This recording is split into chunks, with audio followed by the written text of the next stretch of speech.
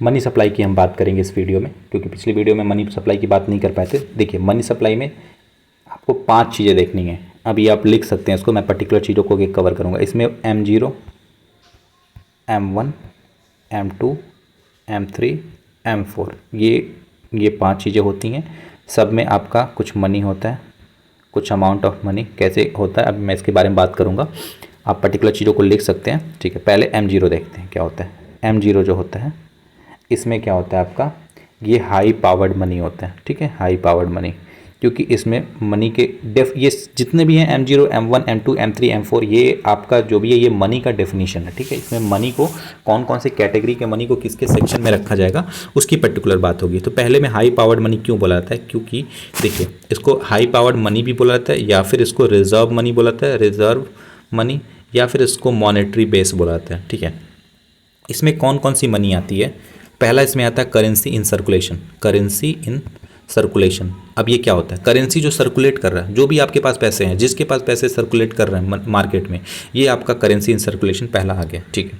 इसके बाद आता है बैंक का डिपॉजिट जो आरबीआई के साथ है। बैंक पैसे जमा करती है सीआरआर के फॉर्म में आरबीआई के पास, ये आपका इसी के अंदर में आता है, ठीक है।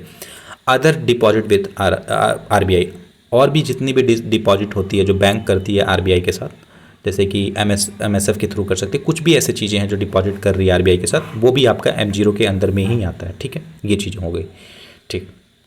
अब हम बात करेंगे M1, M2, M3, M4 की, ठीक है। पहले हम देखते हैं M1 क्या होता है। M1 में क्या होता है, M1 जो होता है आपका नैरो मनी होता है। M1, M2 दोनों नैरो मनी ही होता है, ठीक है। तो M1 की पहले बात करेंगे। M1 क्या होता है, इसमें करेंसी होता है, करेंसी प्लस डिमांड डिपॉजिट, ठीक है। डिमांड डिपॉजिट में आपका करेंट अकाउंट भी होता है और सेविंग अकाउंट भी होता है। ये मोस्टली लिक्विड होता है, ठीक है। बहुत ज़्यादा लिक्विडिटी होती है इसमें। लिक्विडिटी मतलब क्या होती है, जो करेंसी जो मनी जो मार्केट में होता है उसी को लिक्विडिटी बोलते हैं। जो रुपीज़ जो वो पेपर के फॉर्म में रुपीज़ चल रहा है, सर्कुलेट कर रहा है, वो चीज़ें होती हैं। तो करेंसी इसमें पहले ही आ गया, तो ये लिक्विडिटी तो होगी इसमें। और डिमांड डिपॉजिट मतलब कि जब किसी पर्सन को नीड होगा वो तुरंत ले सकता है बैंक से, तो ये तुरंत ये भी सर्कुलेशन में ही चल रहा है, तो ये भी करेंसी हो गया। और डिमांड डिपॉजिट जो है, जिसमें करंट अकाउंट और सेविंग अकाउंट दोनों का आ रहा है, ये भी इसी के अंदर में, क्योंकि ये जो है ये बहुत ही ज़्यादा लिक्विड होता है।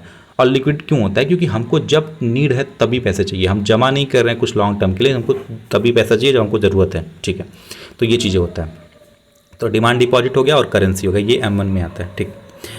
और अब देखिए, जितना हम नीचे जाएंगे, जैसे नीचे बढ़ते जाएंगे, उसमें क्या होगा कि मनी, अब इसमें क्या होता है, मनी की डेफिनेशन जो होती है, जैसे हम M1 से M4 जाएंगे तो डेफिनेशन होता है वो ब्रॉड होता है, लेकिन लिक्विडिटी जो होती है वो घटती जाती है। डेफिनेशन तो बड़ा होते जाता है, लेकिन लिक्विडिटी जो होती है वो पर्टिकुलर घटते जाती है, ठीक है।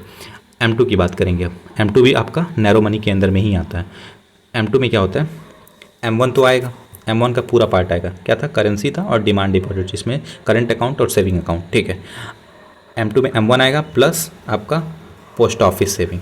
पोस्ट ऑफिस में जो सेविंग होती है वो चीज़ें इसमें आ जाएंगी, ठीक है।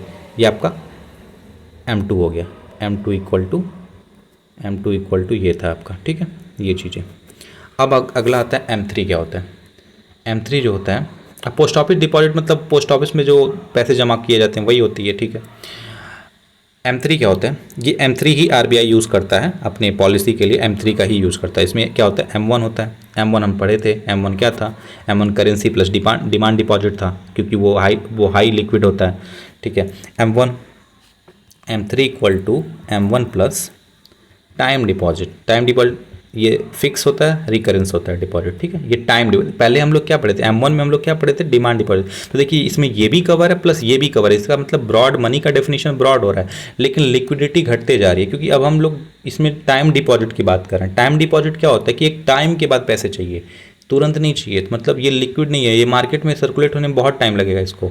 लेकिन डिमांड वाले में क्या होता है कि तुरंत चाहिए होता है पैसा, ठीक है। तो ये चीज़ें थी, M3 की बात किए थे, ठीक है। M4 में क्या होता है, M4 में M3 आएगा प्लस आपका आएगा पोस्ट ऑफिस जो है, ये पोस्ट ऑफिस सेविंग में सब चीज़ें आएंगी total excluding national saving certificate. National saving certificate क्या होता है? पोस्ट ऑफिस में बहुत तरीके की सेविंग सर्टिफिकेट, सुकन्या योजना होता है आपका, ये नेशनल सेविंग सर्टिफिकेट होता है। तो बहुत सारे स्कीम होते हैं, ये फार्मर के लिए भी कुछ प्रोविजंस होते हैं, तो बहुत सारी, वो आगे हम बात करेंगे। तो इसमें जो नेशनल सेविंग सर्टिफिकेट जो होता है वो एक्सक्लूड होता है, वो नहीं होता है। तो M4 में आपका क्या आएगा? M3 plus post office saving, ठीक है। तो आपका ये M1 M2 M3, आपका M0 M1 M2 M3 M4 हो गया। अगर इसमें कोई डाउट हो तो आप पूछिएगा डेफिनेशन में। ये नॉर्मल चीज़ें हैं, आप ये चीज़ें नॉर्मल जितना मैं बोला हूँ उस चीज़ को बस लिख लीजिए और उसको एक बार खुद से पढ़िए। बाकी अगर नहीं समझ में आएगा तो आप बता सकते हैं, मैं इसमें बता दूंगा अच्छे से, ठीक। तो ये आपका मनी सप्लाई का पूरा चीज़ हो गया। M3 पे गवर्नमेंट RBI जो होता है अपनी पॉलिसी का डिसीजन लेता है, ठीक।